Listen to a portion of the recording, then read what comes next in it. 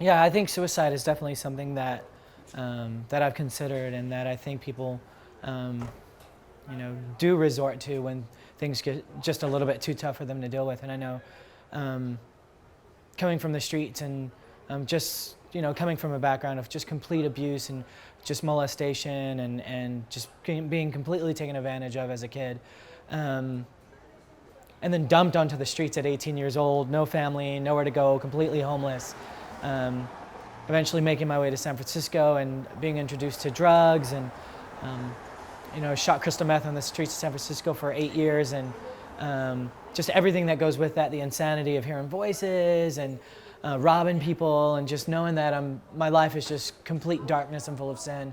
There was definitely times where I just question and wonder, what point is there to living?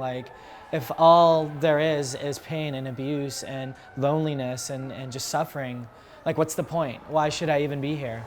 And whether I was on the streets shooting crystal meth or robbing people, breaking into houses or whatever it was, I definitely saw that there was just no point to anything. There was no point to my suffering. There was no point to the darkness that I was living in.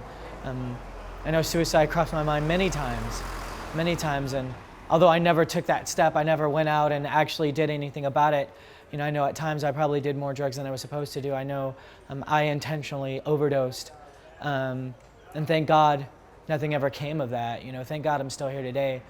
I definitely see that God had His hand in my life. Thinking about my childhood, I definitely see that just every home I went to from 3 years old till I was 12 or 13, and I started going to juvenile hall.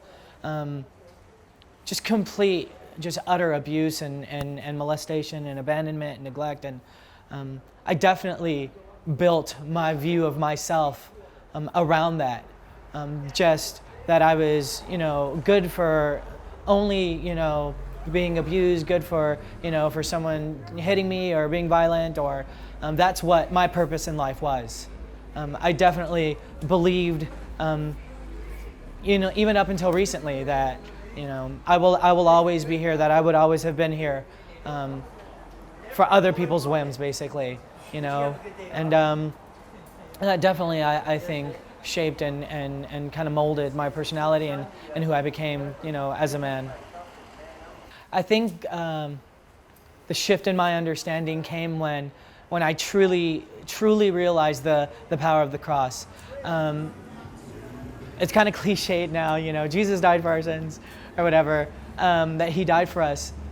But it really took me realizing exactly what that meant. It really took me realizing that Jesus had me in mind, and all of the abuse and all of the crap and even what I'd done, every single one of my sins, from robbing people and hurting people and, hurting myself and doing drugs and thinking about killing myself, all these things, that was the stuff that He died for.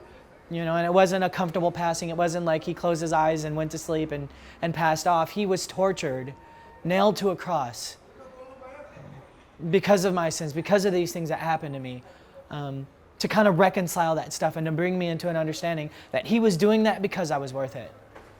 And that He suffered everything He did because me, personally, as an individual, because I was worth it. And that's realizing that, that it wasn't just the masses that He did it for, it was individuals, it was me as a person. That began to just shift my focus, shift my understanding that, maybe I was worth more than, even what all my life had told me that I was worth.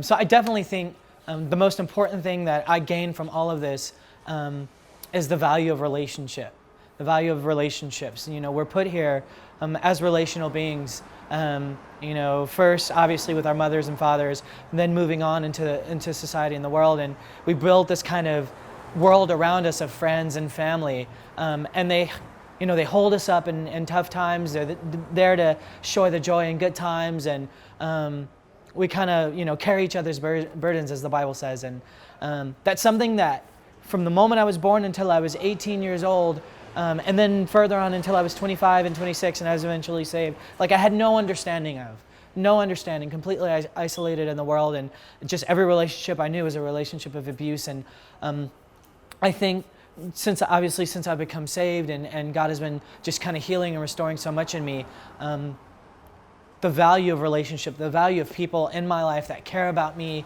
that want to see me succeed, that want to be there to share in my joys and to cry with me in my sorrows. That's just the most important thing for me, and it's the thing I value more than anything else.